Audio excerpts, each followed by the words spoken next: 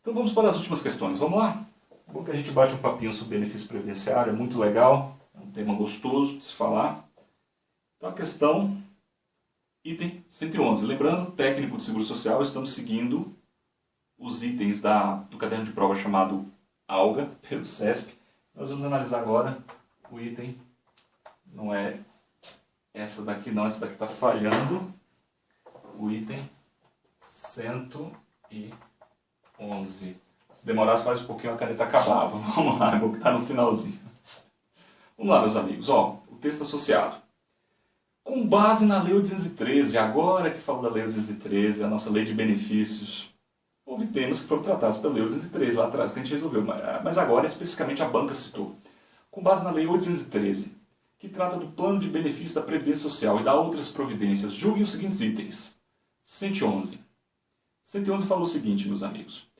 Não é considerada doença do trabalho.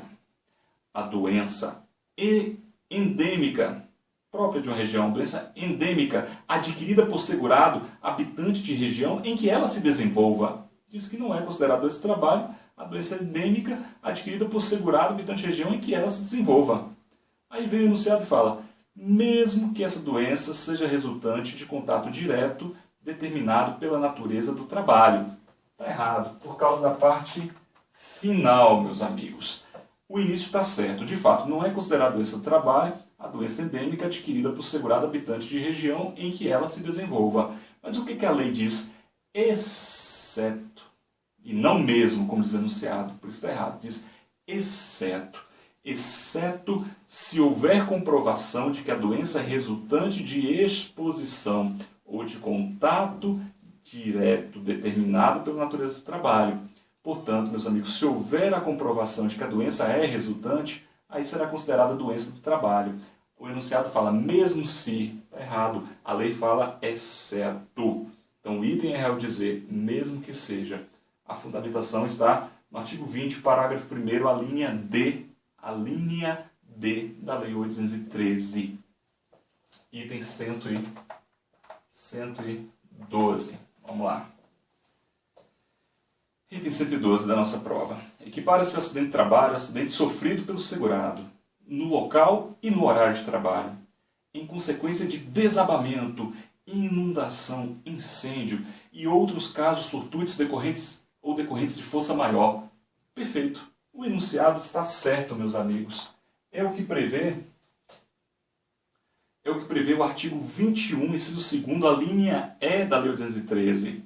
São equiparados acidentes de trabalho, aquele ocorrido no local e horário de trabalho que decorra de desabamento, inundação, incêndio ou outros casos fortuitos ou motivos de força maior. Então houve transcrição da literalidade da lei. Vocês estão vendo ao longo da resolução das questões que mesmo sendo CESP, ele traz, a maioria foi literalidade da lei. É isso, meus amigos, é isso. Portanto, o item está correto, o 112. Vamos para o item 113. 113. Em regra, a única questão de carência que caiu, meu Deus do céu. Em regra, o período de carência para a concessão do benefício de auxílio-doença é de 12 contribuições mensais. Em regra, é. Em regra, é. Está correto. A regra, meus amigos, é que o benefício de auxílio-doença e também o de aposentadoria por invalidez, a regra é que ele exige carência. E o que é carência, pessoal? Carência é o número mínimo de contribuições mensais necessárias para se ter direito ao benefício. Então a regra é que auxílio-doença e aposentadoria por invalidez exigem carência, mas há exceção. Nos casos de acidente de qualquer natureza ou causa, doença profissional do trabalho, e bem como aquelas doenças listadas em lista elaborada pelo Ministério ou doenças graves, nesses casos ocorre a isenção da carência. Nesses casos não precisa de carência. Então o item está correto ao falar que, em regra, precisa sim de carência. 114. Item 114. Os princípios que regem a Previdência Social incluem a uniformidade e a equivalência dos benefícios e serviços prestados às populações urbanas e rurais. Certíssimo. Olha uma questão de princípio, onde é que veio parar, onde é que veio parar. Artigo 194, parágrafo único, chama de objetivos, mas são verdadeiros princípios. E lá está o princípio da uniformidade e equivalência de benefícios e serviços entre a população urbana e rural. Quer dizer que estão proibidos os tratamentos preconceituosos em relação aos rurais. É proibida a discriminação sem justificativa. É um princípio constitucional. O item 114, portanto, ele está corretíssimo. 115. Item 115. Vamos lá. Compõe o Conselho Nacional de Previdência Social, uma questão sobre o Conselho, olha que legal.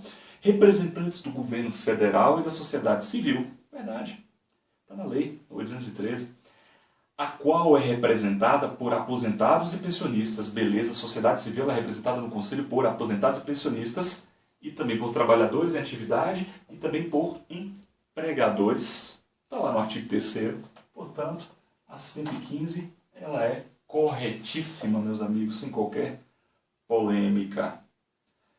Agora, citando o decreto 3048, nosso concurso, nós vamos para o item 116. Item 116. Vamos lá.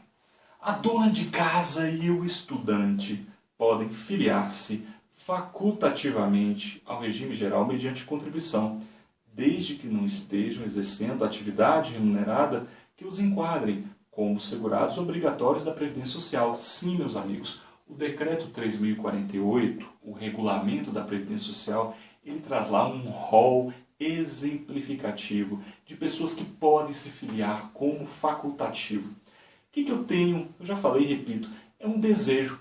Eu desejo me filiar como facultativo, eu escolho entrar no RGPS, eu gosto e quero ir para o RGPS, é uma decisão minha. É preciso que eu não esteja exercendo atividade remunerada que me vincule obrigatoriamente, então eu decido. E um dos casos que o decreto traz é a dona de casa, é o estudante. Item está corretíssimo. O item 116 está corretíssimo. 117. Item 117. A universalidade de cobertura e do atendimento inclui-se entre os princípios que regem as ações dos poderes públicos e da sociedade destinada a assegurar os direitos relativos à saúde, à previdência e à assistência social. Repetindo, meus amigos, item 117. A universalidade de cobertura e de atendimento inclui-se entre os princípios que regem as ações dos poderes públicos e da sociedade destinadas a assegurar os direitos relativos à saúde, à previdência e à assistência. Perfeito. O princípio da universalidade, você se lembra lá no início, nas primeiras questões a gente discutiu sobre isso.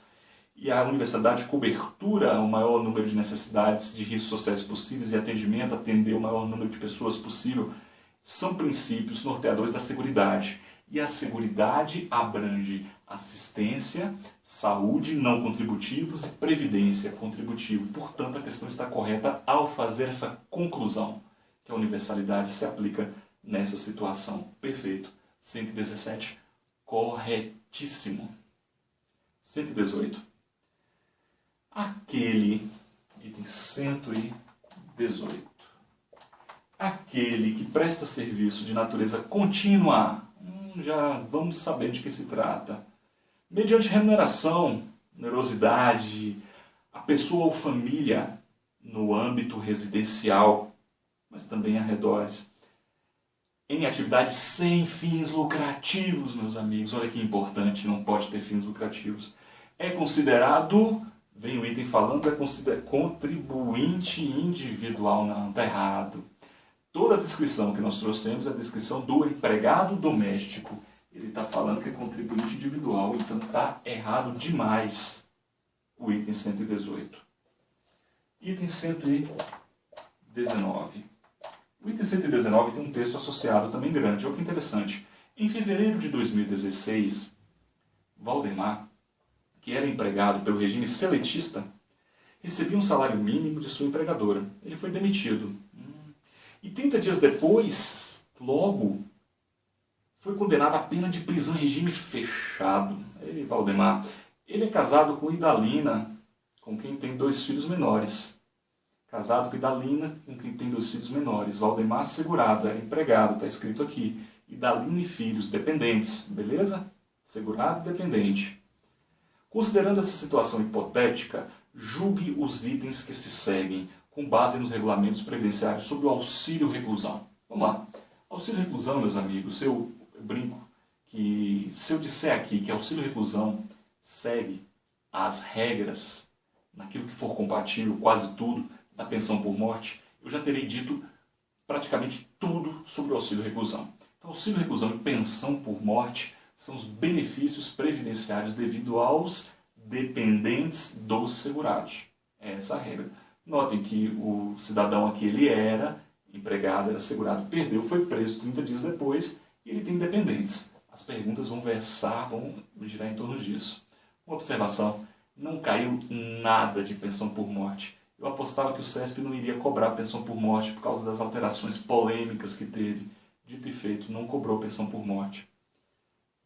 Fazer o quê, né? Foi uma escolha.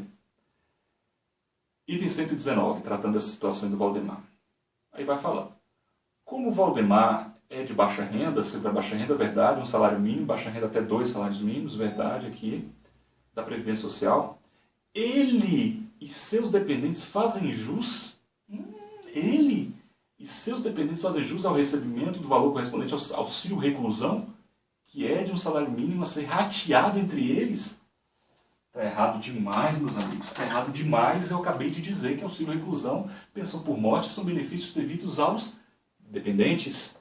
Então está dizendo aqui que ele e os dependentes vão fazer jus e vai ratear, vai dividir. Está errado. 119, sem dúvida alguma, errado, meus amigos. Vamos lá. Questão de número 120, a nossa última questão. 120. Assim que terminar de cumprir a pena, Valdemar deixará de ser segurado da Previdência Social. Assim que deixar de cumprir a pena, Valdemar deixará de ser segurado da Previdência Social. Verdadeiro ou falso? Falso. Existe, meus amigos, existe um instituto no direito previdenciário chamado período de graça, que é um lapso, um espaço de tempo em que a pessoa permanece vinculada, o segurado permanece vinculado ao regime geral, mesmo que não tenha contribuição, mesmo que não contribua. É o período de graça, de graça. Então, o artigo 15 da Lei 813 traz a situação dos períodos de graça, as situações que envolvem os períodos de graça, que é essa benesse do regime geral. A pessoa, mesmo sem poder contribuir, ela continua protegida durante o período. E o segurado preso que sai da prisão, segundo a Lei 213, ele fica protegido por 12 meses. O item está errado, porque está falando que ele perde a qualidade de segurado imediatamente. Então, meus amigos, foram essas as perguntas de benefícios previdenciários. Notem que foram poucas perguntas e a gente está aqui, procurou passar para vocês pausadamente. O recurso que eu tenho é o quadro para a gente seguir. Espero que vocês tenham compreendido cada item, seguido a prova, quem fez a prova que eu segui aqui como modelo. Os outros, se quiserem, se imprimiram, também é legal. Ou se foram ouvindo e anotando. O importante é vocês gravarem, revejam os vídeos. Além disso, foi um bate-papo bacana sobre direito previdenciário. Procurei trazer para vocês aquilo que é mais legal do previdenciário que foi cobrado aí em prova. Um grande abraço. Até a próxima. Tchau.